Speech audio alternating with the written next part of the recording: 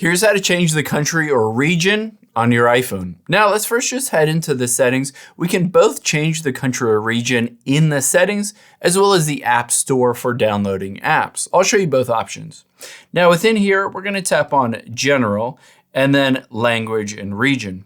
You can see here the preferred language, English in my case, and the region, United States. Let's just tap on it and we can choose a different region or country, let's say the United Kingdom.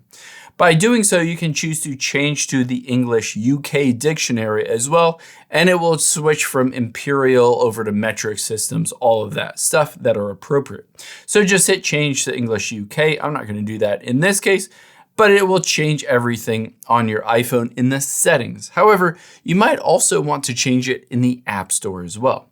So let's open up the App Store and tap on your profile at the top right. And then from here, tap on your name at the very top.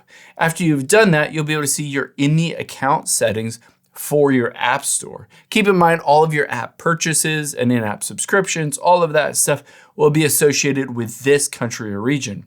All we need to do is hit country or region. And now from here, I can choose a different country. Let's say, again, in this case, I'm going to switch from the United States over the United Kingdom.